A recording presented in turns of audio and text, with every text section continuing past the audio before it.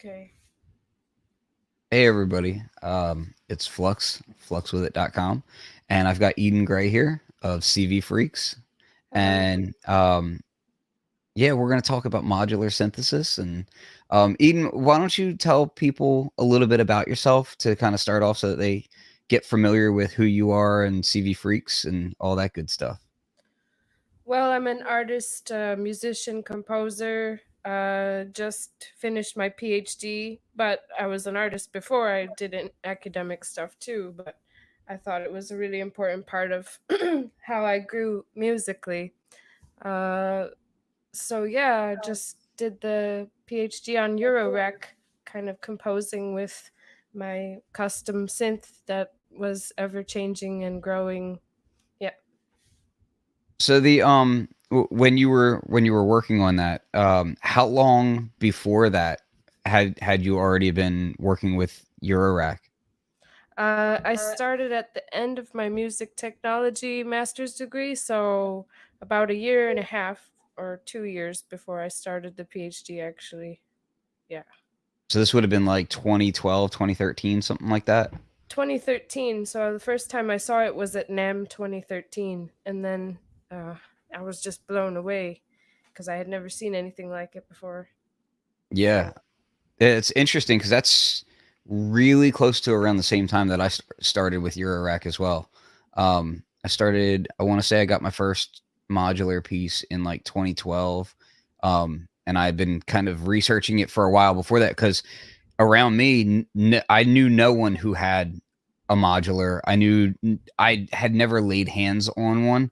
The only thing that I really knew of is that I wanted one because I do a lot of hip hop. So from record digging, I loved getting like Morton Subotnick records and just kind of like pouring through these records. Like, what is that? It looks so awesome. And so yeah, in 2012, I took the plunge to get the boring stuff, which is like how you got to get a case, you got to get power, and I'm sure you recall, but back then there wasn't a huge knowledge base of this kind of stuff. Like you had like Muff Wiggler's forum, but even there, it was kind of like there was a bit of gatekeeping going on, where it was like people wanted you to cut your teeth and kind of learn the fundamentals of like, oh, you need power and you need this, you need that, and you kind of had to search it out for yourself a good bit.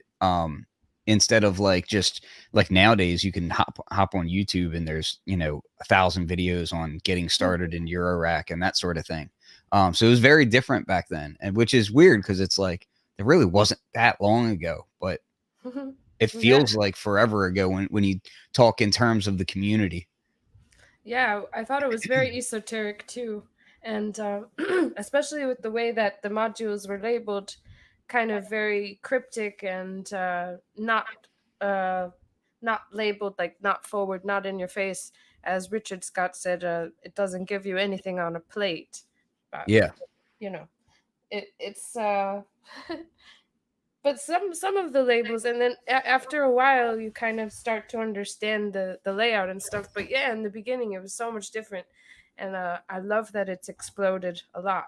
I love that it's exploded, but it also feels so much different. I don't know, it's like all over. So I mean, I Mhm. love to see it, so I'm always looking at what people are doing differently, you know. I see Vlad's in the chat now, which is funny because I did a show last night too, which I've made private since then because it snowballed into a 5 hour live stream. So Oops. yeah, it was a situation. But no, Vlad's in the chat here, and the reason why I bring his name up is because I saw his name in your paper as well. Um, Oh yeah, hey, Vladimir. yeah. Cool. Yeah. So it's interesting because I've been working with him on a project recently as a sampler. So yeah, it's I feel like the community aspect of Eurorack is really special in and of itself, just because if you buy a drum machine or a synthesizer or whatever, like there's kind of like a sure, there's a wider community. You can go into Facebook, you can find like, synthesizer groups and whatnot. But I feel like the Eurorack community, especially like the modular community, is tight knit in a way that I haven't seen around other gear in the same way. It's very, I mean, it's very close knit, and you'll see it's very protected as well. I feel like there's a lot of people who are just very aware of the snowballing aspect of it, and that kind of cuts both ways. I'm more of the rising tide lifts all ships kind of guy. But I also see people who are very fearful of different people coming into Eurorack and what genres are being produced on it and that sort of thing. But it's a very interesting community because it's just very active both politically and just community wise as a whole. I kind of bring that up a little bit because that was another thing that was in the paper that you had mentioned was about like the sticker culture and The activist tool, yeah. mhm, Because it speaks for itself, and I don't have much of an appreciation for using shock value in my own art. It's something that I've stayed away from, like, severed heads and that. uh you know I just, it doesn't appeal to me. So the sounds that it makes can give that feeling of something very, what I'm trying to express, activism, like, mhm. something like that, some kind of political, yeah, not really political because I don't get political, but you know what I mean. It's funny because like I kind of came from the opposite. So like all through like high school and whatnot, I was involved in a band and it was very much there was a lot of shock value and there was a lot of theatrics involved, I'll say. So like to me, like the music, the performance, it's all kind of intertwined as far as like that side of things. But what's interesting about modular is when you see live modular music being performed, people can take to it in different ways. I'm very much a visceral kind of person. Like I'm like if I put on a show, I want people to feel like they're at a show, like not just watching me kind of, do something subtly. So like I'm all about like just trying to involve people and, that sort of thing. I like energy in that way. And that's not to say that I don't respect and value more subtle forms as well, especially for like ambient sets. Like I'm not expecting, you know, I guess you could do performance art for ambient set. Like I could just pull out of bed and just like fall asleep Hmm. and but but no, I've been to a lot of different modular shows and the performers all kind of have their own way of doing it. Like, you have some guys who are very much like knob twiddlers and they kind of hunch over the modular and it's very like these, you can see them doing these little finite movements and whatnot. And then I've seen other ones where they're very like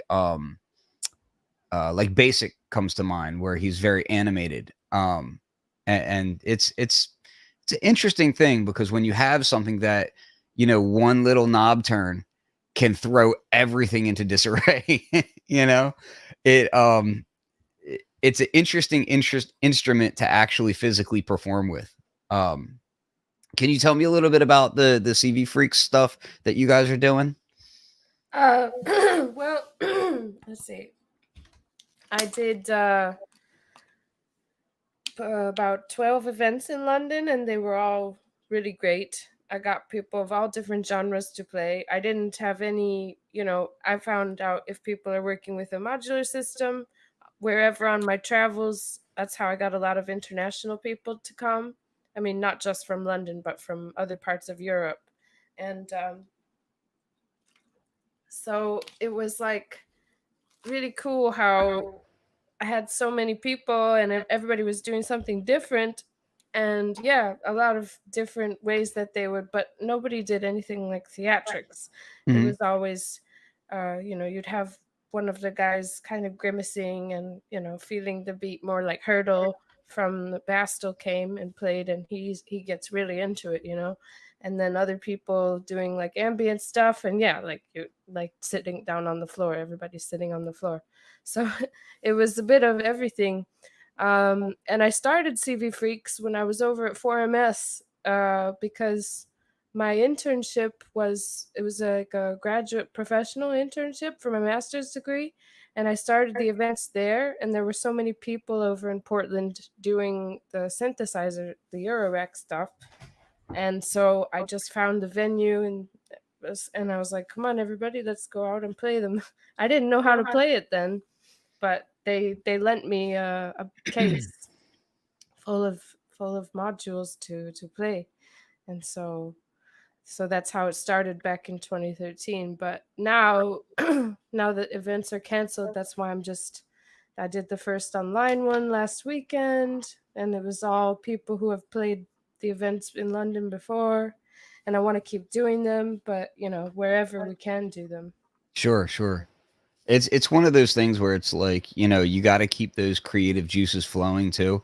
I find for myself at least, like if I get out of that method of like where, okay, yeah, you're performing, you're doing live sets, and then you get out of it, getting back into it, it's almost like you have to completely restructure, especially when you're dealing with modular, because it's like my cases, and this is where we'll get into some of the organization stuff. But my cases, they tend to go through evolutions of what I'm doing in the moment or whatever. Mm-hmm. Now my modular is set up to where I have a kind of performance centered case, which is 2 rows. I have a drum machine modular that is specifically for my rhythmic, drums and percussion, and a little bit of effecting. But then the big case is really all studio stuff. So it's, for sound design, processing, um, you know, experimentation, that sort of thing. Um, so when you're doing this stuff now, now that you're kind of based at home, and you're not bringing the stuff out, are you finding the things that you would do for a performance are different than what you would do if you were to be taking stuff out? Yes, because I can use more. Hmm. So you're not faced with the same limitations of having to carry one case, which, that's your X. You got to carry just one because it's way too heavy to carry more than one. Well, for me, anyways. So I use more, and the drum machine as well, which I was only using for studio stuff before. But since I've been doing stuff from home, I gave a couple live sets with my Electron Rhythm synced with the modular, which came out really cool a couple times. Yeah. Yeah, the thing about having a setup at home though, and being able to use more is, do you find that you need to narrow down to stay focused, or are you just kind of like, I'm just gonna play with everything? No, you can't. I mean, I can't. I can't play with everything. I have to practice a lot to make it sound really good first, And if it's too much, it's too hard. Plus, I don't even have the super long cables yet, which I'm sure you Mhm. do. Oh I'm yes, I'm still getting organized with the whole cable situation. I need some longer ones now that I have, a few cases of sure. different modules I need to be Oh, able let to. me let me show you something that I highly recommend. I have one over here as a spare right now because I'm getting ready to install it on the other side. But where's my camera? Here it is. So this, I don't know how well it's gonna, be focused, is Evaton Technologies, which I'm sure I always pronounce their name wrong. But it's called the Link. And what it is it's a HDMI cable here, and then you get, I think it's like, I want to say off the top of the head, it's like 18 ports, whatever, because a bunch of these do more than one. But yeah, basically, so you can use one cable to connect, multiple cases, and it's just a quick bus, which I use that to go between my modular drum case and my main case. So what I do is, if I want to process my kick, I send it to K on there, and then K coming out into the big case is now like, I can process my kick drum through all kinds of wacky stuff, that sort of thing. Or if I need to send like an extra LFO or modulation into things, I do that. Because I do notice that as the number of cases that I get and the size of the, production setup grows, you know, cabling becomes kind of a premium. Like, you really want to keep that stuff as organized as possible because, you know, for one, if you're trying to do something and you're trying to be very specific, it's very easy to accidentally like hit a knob with a cable. Like, so like if I'm moving cables around to get to things because the cables are just in the way, I've had it to where it like turns a cutoff knob or something, you know, especially some of the modules that I have that have larger knobs on them and whatnot. It can mess up your patch. And then the other fact is like you just want to be able to see what you're doing and know what your routing is. Cause when you start patching up like 30 some odd modules, it's like, dude, what was going where? You know? Yeah, it's hard to remember, but I never use color coding as a, I I never. try, but I fail constantly. Um, I I really like stackable cables, the tip top stackables. But I also have these ones. Say it's FOMO or something like that, and they're a really nice cable, and they've got a really nice bright color to them, and they're green. That's my favorite color. They're But stackable? no, these ones are not. But what I was saying is that these are just very easy for me to trace where they're going. They don't get really like if you use the cheap cables, like so these cheap cables here, you can get on like Deep Surplus, and you can get them for super cheap. You know, they're just regular 3.5 millimeter cable, but they always have like this kind of like I don't know. They're not very pleasant in the case. The way that the thickness of the cable is, and the just the way that they kind of bend. But also, what I do is this is super nerdy, but I take fabric paint, right, and I paint the crap out of it. It looks like booger snot on them. I'm not gonna lie, but I paint the crap out of these things, and these will glow. So oftentimes I'm proponent of ambient lighting and whatnot in the studio because I feel like it sets the mood for whatever I'm going to produce, and I'm trying to not scare myself with as much angry music as when I was younger. So I try to have the lighting in here nice. But yeah, so like I'll have like orange and I've got green, and you know, so the amount of time that it takes for me to paint these does not at all like equate to cost savings. You know what I mean? Like I waste way more time by doing this sort of thing, but I do it because I'm like I try to keep a like I have unique looking cables, so it's less about the color coding so much as the type of cable, or like hey this one is noticeable, so I know that this one is going to that routing or whatever, you know. That's funny. Yeah, Because I I've wouldn't. got like do you tend to use all the same type of cable, or do you have a whole bunch of different brands, or what? A whole bunch of different ones, sometimes they'll give you one as a gift, and then they just end up in there. Yeah. And I've got like yeah, because I've got probably so I made my own little stand a while back, and I put it to a mic stand, Oh, and good. That's so pretty good. yeah, and I've just got a whole bunch of different types of cables on there, and different colors and all that. And this is like, I mean, most of them are in the cases right now, but you can. Speaking of like really long cables, like I was saying, there's a place called Deep Surplus, and you can get like these ones are kind of long, right? So like I have it, you know, double ended right now, but it's like, you know, I've got ones that are 10 feet long and 6 feet and eight Wow. feet and all that kind of That's stuff, cool. which is useful because I like to do a lot of really stupid ideas. Like I'll just like randomly, like the other day um I put contact mics inside of a toy piano, and the way that I got it back to the modular was with, you know, long cables like that. Yeah, I saw that one. That sounded really cool, It's actually. it's it's really cool. It's fun. But I drilled a hole in it and I didn't need to, so that kind of irritated me. It was like afterward, like sometimes I'll come up with an idea and I'll execute before I think it through. And so that was one of those cases I was like, drill.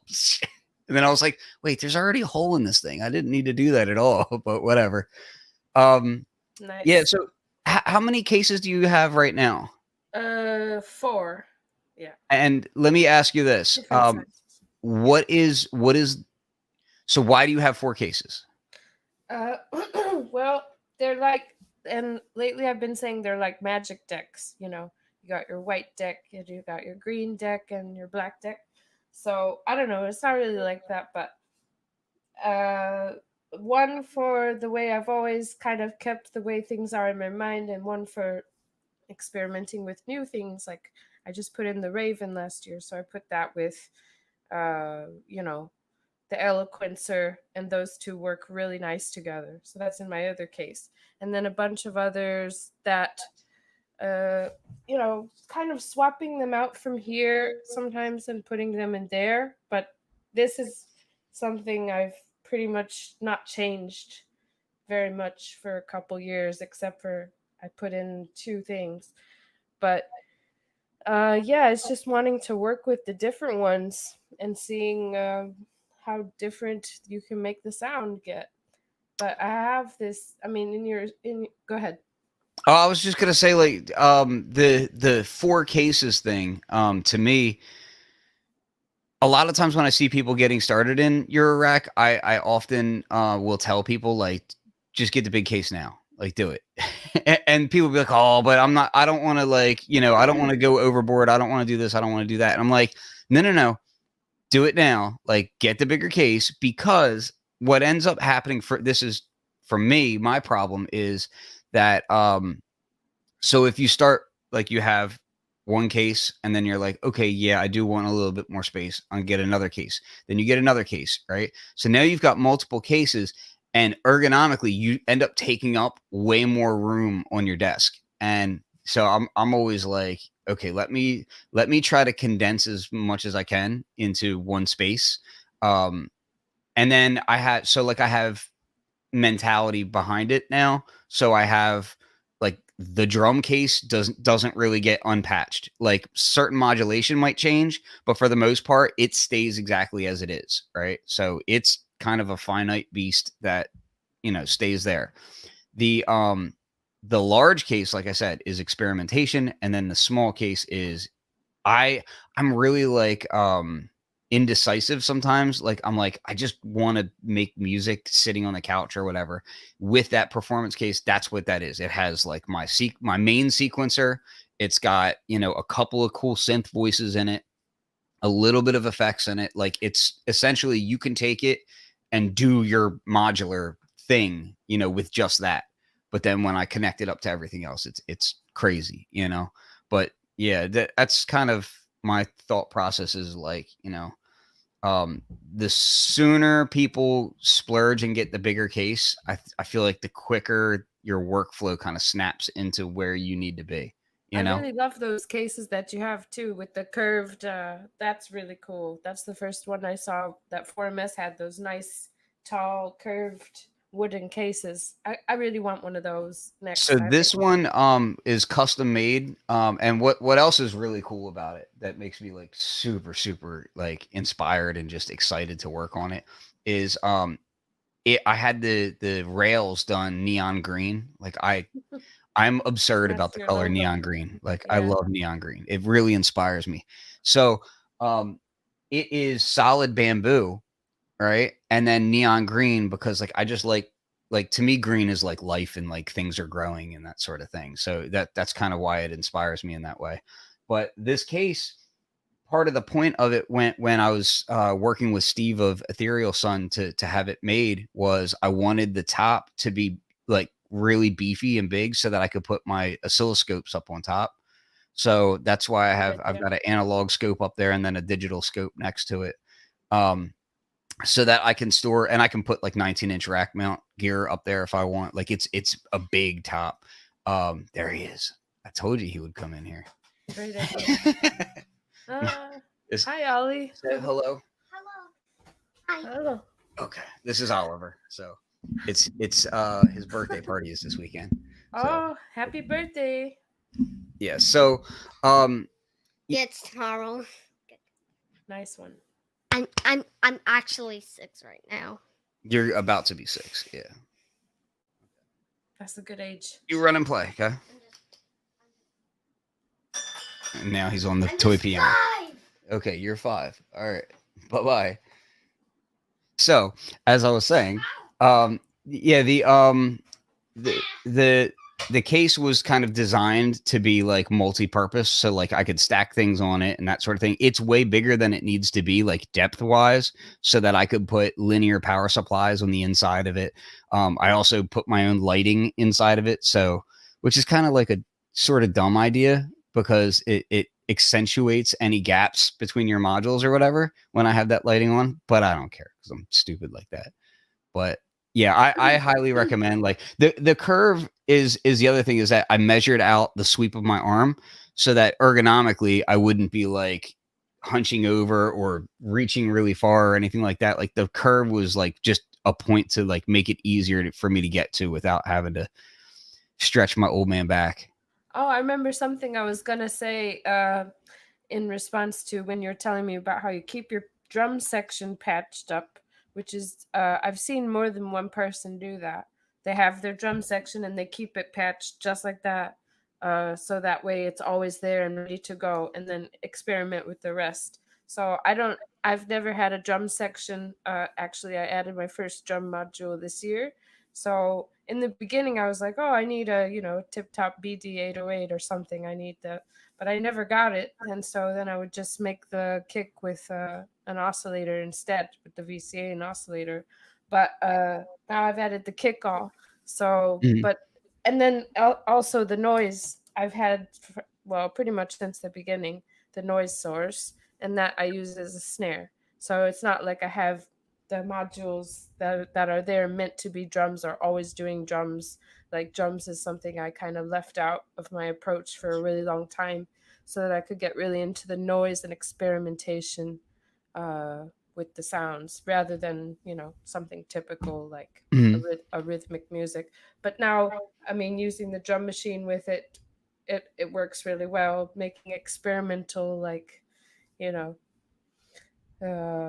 experimental music with the drums. But electron is they're just like meant to make beautiful Sure. whatever electro or techno drum beats, and they're really easy to use. So Yeah, I think for me, like the modular drum stuff was kind of like that came about much later on for me because that was like the third priority in my Eurorack modular kind of mindset. Like at first it was I wanted, classic analog synthesizer sounds, and I didn't have the money for a Voyager, so I was like, oh, I can build basically a mini Moog inside of one of these things for less than a Voyager. And of course later on clones and all that stuff started happening, and yeah, so I spent a lot of money and now but um and then the other thing was like processing, like sound design and processing. I make a lot of sample packs and multi-sampled instruments and that sort of thing. So I really wanted to be able to do more processing, but the drums came last. But once I did it, to me, the point of the modular drums, like the sound is cool, and that's one thing, which is really great. But the idea of like esoteric, strange sequencing for drums is why I really like to do it, because I like to do things like I've got a trigger riot, which actually isn't in the drum case, but it's it's constantly being patched in there to send probability to that. And I really like the idea of like happy accidents happening rhythmically speaking. So that's kind of the focus for me as far as modular drums are concerned, is like doing the things that, like, a lot of Eurorack sequencers will do things that larger companies wouldn't consider doing until it's proven to be cool in Eurorack. Like we're just now starting to see things like probability pop up in MPCs and other gear. And prior to that, it was like this was like a really weird niche thing that you would see, like, yeah, like maybe in an Electron, but for the most part in like odd little Eurorack sequencers, Euclidean logic, as that girl says down in here. um that YouTube name makes me sound really derogatory when I'm saying that, but that's the actual name that I'm commenting about. um um yeah, so yeah, what would you say when you're creating music with your modular? What would you say is some of the things that you find the most challenging to get to get past, like to get to, like if you have an idea in your head and you're finding like hitting a wall or whatever with the modular? Well, overproducing things, that's a problem. I mean, you know, you'll make with the modular, it makes so many great things, so many great sounds, and they all sound very different, but very characteristic of, you know, what they sound like. So I record a lot, and then I end up, you know, I'm like just playing, recording, and then I'll not do anything with it or not go back and look at it. But then when I take something and I do have the time to sit down and start producing a track from what I've recorded, then I just like want to keep adding stuff. I want to, you know, overproduce it. Like, oh, well, how do I change this? How do I make it sound more, you know, different or what I want? And, you know, it goes from, you know, overproducing. That's a common thing people have Sure. problems with. Yeah. So, but, you know, I'm getting over that. I mean, it's just like taking a long time to do music since I've done a lot already. I want to make something that sounds really different. So Can you describe that tracking process a little bit? You say you record a lot. Describe what that entails for you. so well, right now I've just added the ES8, so I'm doing a lot of experimentation with it. And I'll record what I'm experimenting with, since I have never I've never had a, well, I've never used it before. I mean, until I got it. So it's just like recording what I'm learning with it as I go along. And then having loads and loads of files there that could potentially evolve into something. So I have that one. And then I have the normal mixer, which I could just, you know, I'll just record a jam and I'll just be playing, you know, for whatever, just to, like, right before we started our meet, I was just setting up something and just listening to it and playing it. But I didn't record it because I was like, no, there's no point, because, you know, but if I record it, I won't go back to it. Or it's really nice if you can sit down in your head and say, okay, I'm going to do something and I'm going to record it. But it's really, really hard, I don't know, to have that discipline, you know? Do you multi-track it or do you two-track it? Like, what's that look like for you? I have, so before I put the ES8 in, I had the Summateur there. So I had the 10 channels. Mm-hmm. And then on the other case, I only have the one mixer. So yeah, it's important to have at least 4 on one mixer, because I don't use the VCAs. I use the VCAs into the mixer and not, you know, directly out. So, but And these tracks that you do, like, do you keep them 100% modular, or are you bringing in other instruments? I do both. So that way, keep it interesting. The modular stuff that's only modular is more like noise, like rhythmic noise or drone. And then the other stuff that I actually work on producing, I'm trying to get into a realm of more like trip hop or experimental ambient techno, if you will. But it's very trip hoppy, you know. Like I have a hip hop kind of influence too, like you. So I Nice. always do really slow stuff. I like to work slow because then I can Like think about it more. like what BPM range are you just, you know, spitballing around? 120, usually 90 to 120, Okay. 128, but no faster than 128. See, I go way slow. Like I'm in like low 80s, like 82. Sometimes I'll drop down into like the upper 60s. But yeah, I tend to ride right around like 74 to 98, and you know, most of the time. But I do find that, you know, it seems like most gear defaults at 120 BPM when you turn it on, and I'm happy to play around at 120 just for fun. You know what I mean? That's the other thing, is like when you're just having fun without like a specific goal in mind, it can be it can be really fun to just kind of like work with whatever your gear turns on at and just have fun with it and not really think about genres or you know, whatever, just kind of see where it takes you, you know. Yeah, that's a really important part of it. The experimentation is just what makes it so good. Yeah, one of the things, see, a lot of the way that I actually work with it is kind of different in that I'm constantly, I prefer to sample my chunks of what I'm doing and then arrange elsewhere. For me personally, I find it kind of a pain in the ass to do actual song structure in the modular, even if you have a really good sequencer. I still find like, you know, going from, you know, a verse to a chorus or a bridge, you know, like, and like doing fully thought out song structure. I find that to be the most irritating thing for me in modular. That would be really hard. I know. Yeah, I mean, and I've got friends that do amazing work with that. You know, when I see like Chris Randall of Audio Damage, like he is phenomenal at that sort of thing. And to me, I'm just like, man, that's like so overly tedious to the way that I work. What I like to do is be it whatever sampler I'm working with, I tend to track in live loops and then I'll sample them and usually I'll arrange there. Like currently I really like using the Akai Force.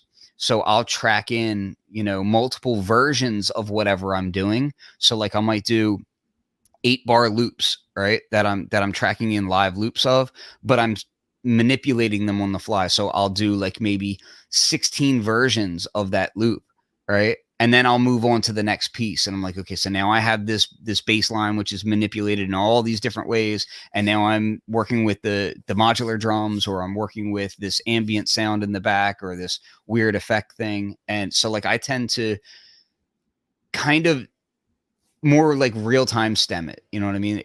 I'm stemming it out to where if you look at the arrangement, you would say, okay, this looks like it was multi-tracked, but really it's more often than not, it's kind of 2-tracked, but it's just, I'm sampling it in stages and then working with it from there.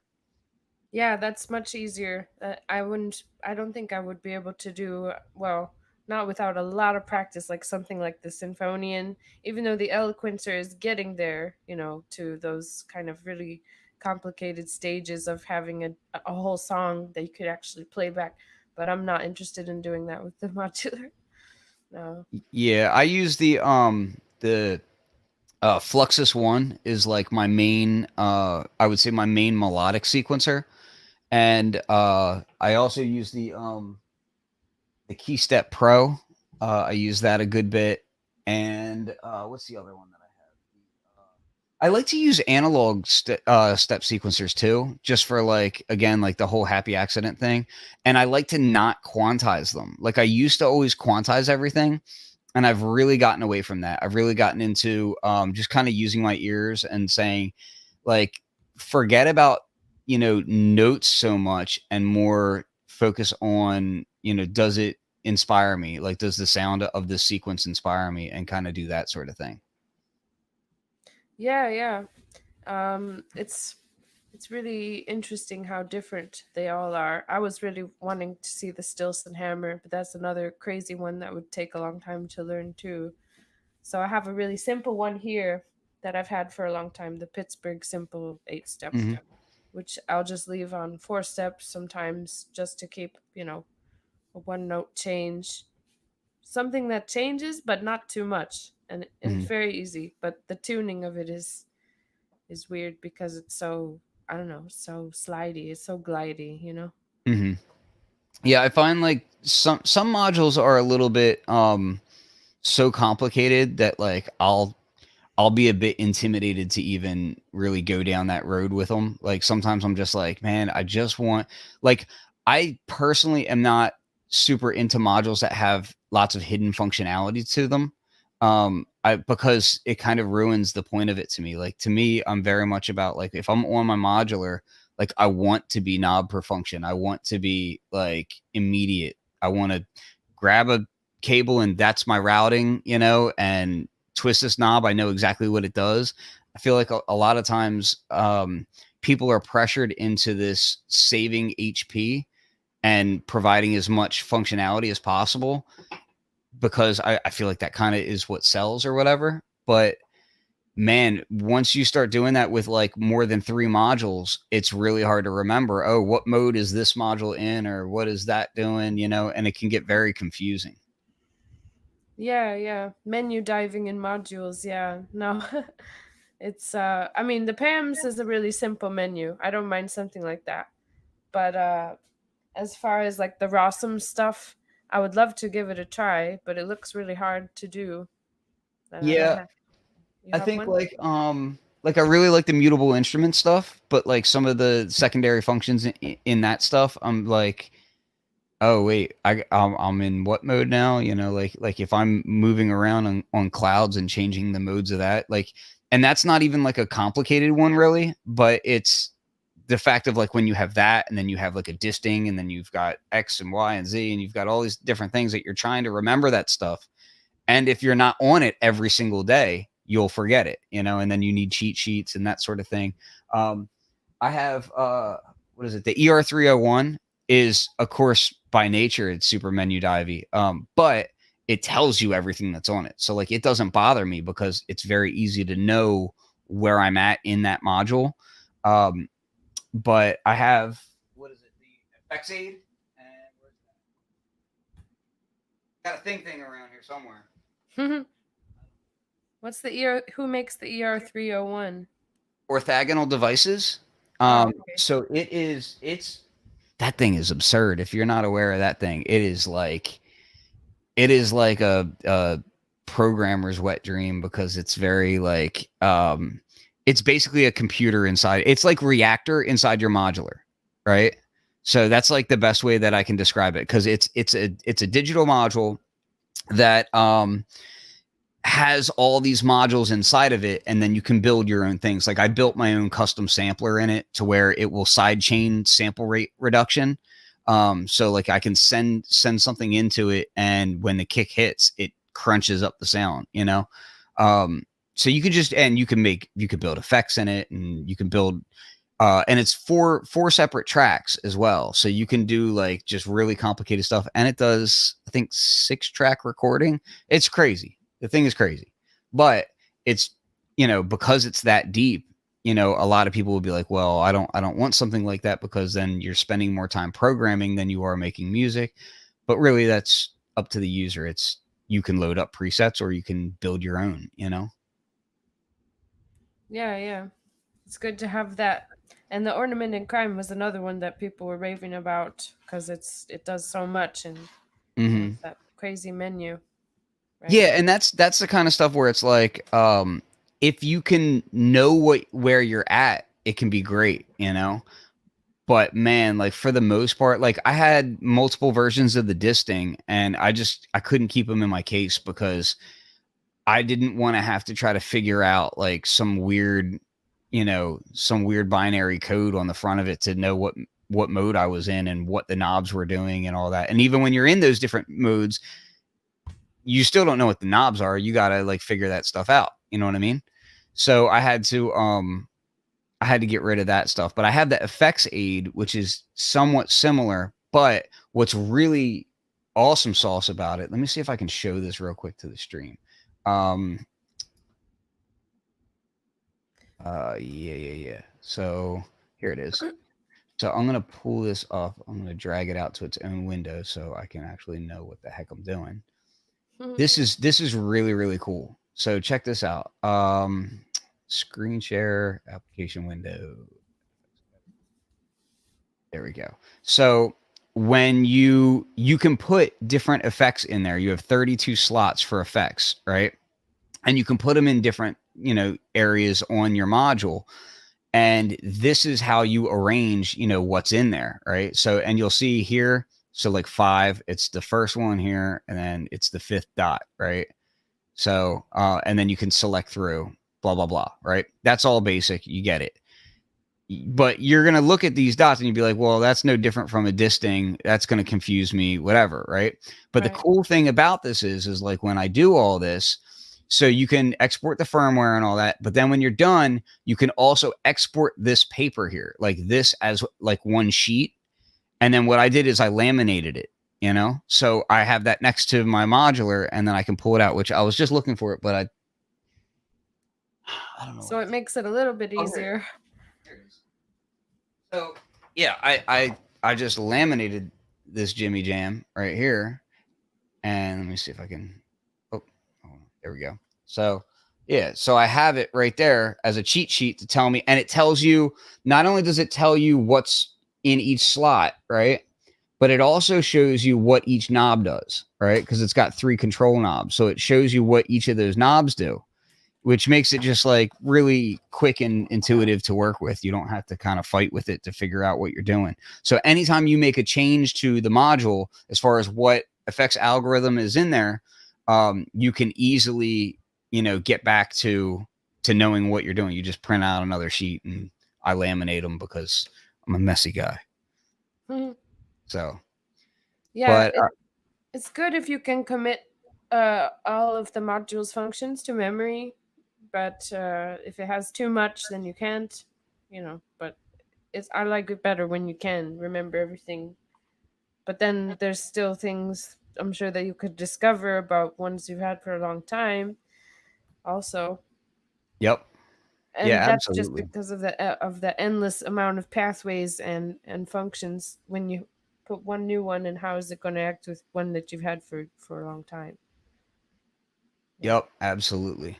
Well, listen, I don't want to keep you too long because I know you've got your youngin there, and my youngin is probably going crazy upstairs too. But I wanted to thank you so much for why am I the only person on the screen? What's going on here? Uh, I wanted to thank you so much for coming on the show. And I hope we can do this again sometime. It is very informative. Yeah, sure. Do you want to hear what I just patched before? Absolutely. Absolutely. Let me make you Before, full screen. while I was waiting for you, just the Sid Guts Deluxe. That's going through Magneto right now. It's also being filtered by the GRP multi-mode filter.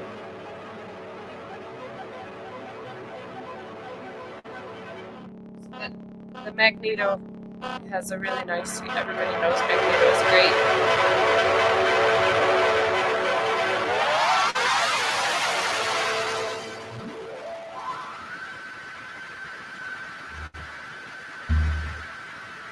And then I just have the one oscillator going through the VCA at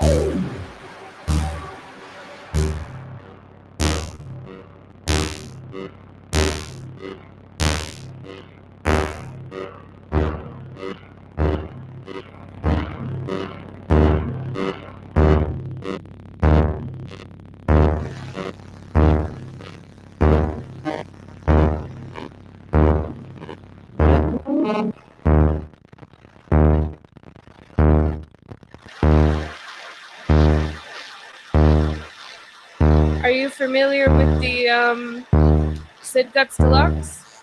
I unfortunately sold my Sid Guts earlier this year. Mine was the original one, and I actually took apart my childhood Commodore 64 and put my SID chip from my actual Commodore 64 that I grew up with into it, and I put the audio capacitors. I cut them out of the board too and put those into it.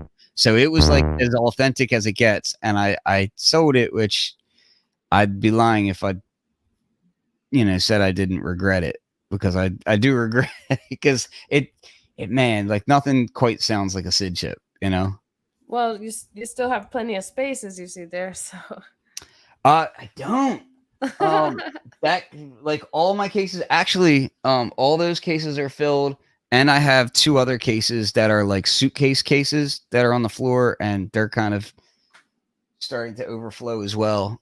So I need to. One of the things that I'm going to be doing this year is I'm trying to pare down, and kind of remove a bunch of modules. Not the thing is that I like them all. Like it's not like like it's so much easier if you sell a module that you're just not gelling with. But I kind of like them all.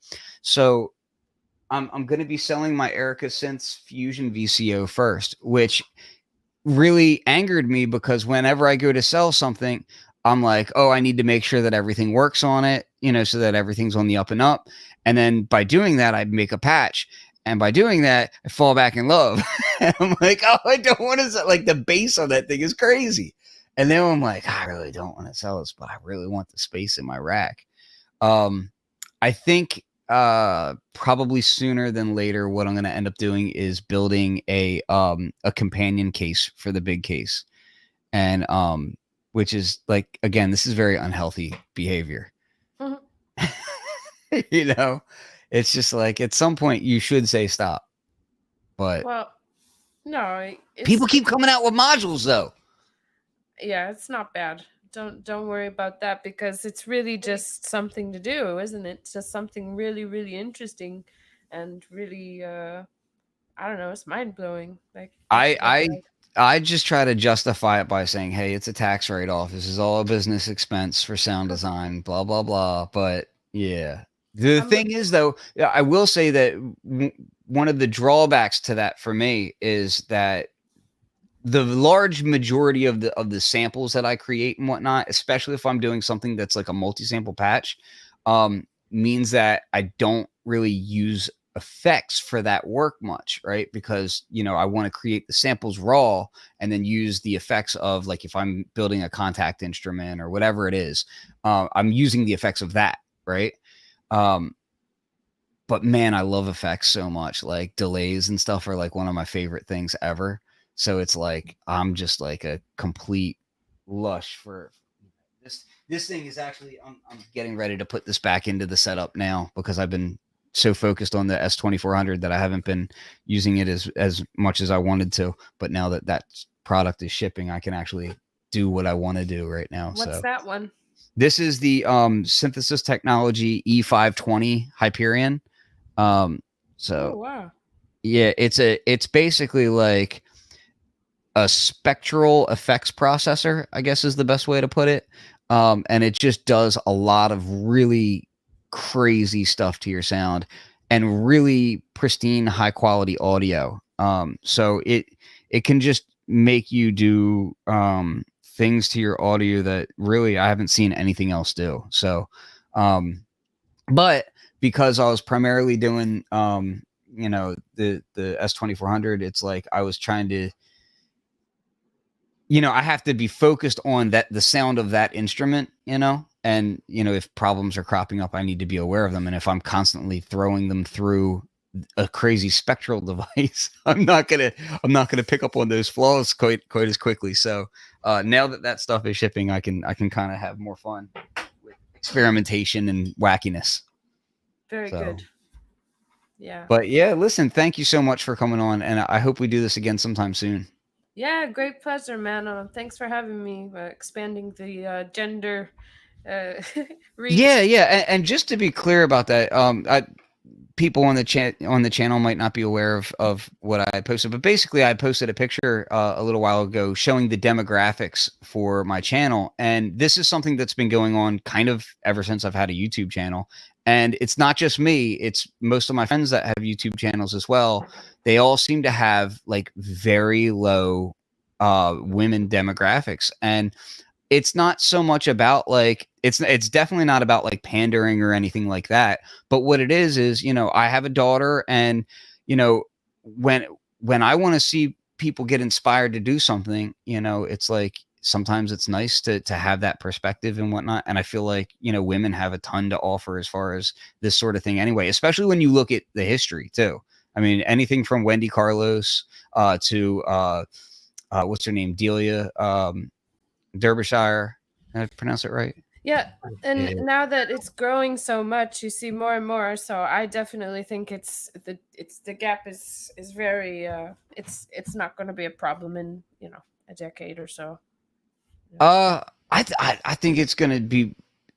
I hope that it improves, but I think like just the numbers that I see, they're like outrageously lopsided. You know what I mean?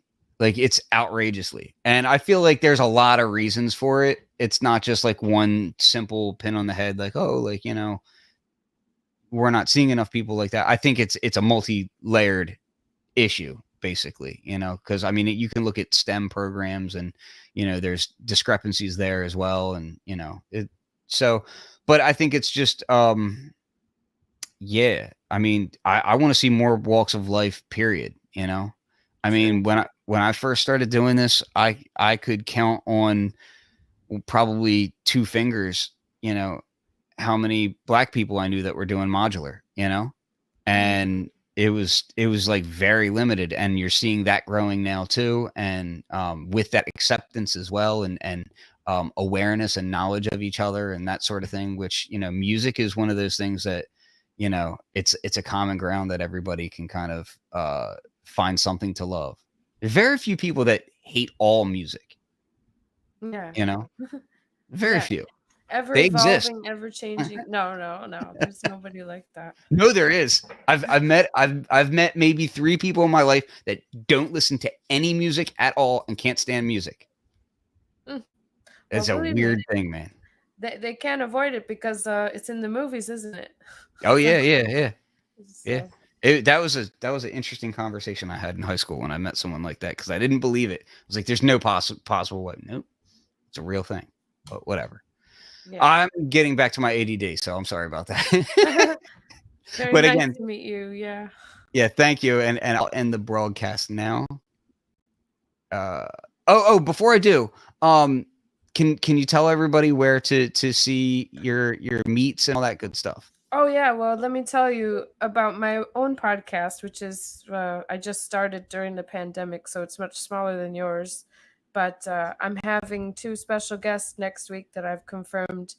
You probably know Danny Sound and Godsbox Modular. Yeah, so they're both based in Berlin, and they're gonna come on and talk to me at the same time about their They do modular. the lollipop compressor, right? Yeah, that one. Yeah, that And thing looks so cool. I gotta get yeah, one of those. yeah. So I'm excited to have them. So they're going to be on my YouTube channel, which is the YouTube CV Freqs or Eden Gray, Gray with an E / CV Freqs is how I put my YouTube channel for now. But all my music and stuff is on my Bandcamp. I just put it on all the platforms this year. CV Freqs, that stuff is coming in the next year. I'll put a link in the description too. I should have done that earlier, but I was super discombobulated. So yeah, I got the homepage up, cvfreaks.com. Yeah, and the YouTube is pretty much where I'm doing all the new stuff. So, yep, excellent. Well, thank you so much. thank you, Ken. Great to meet you.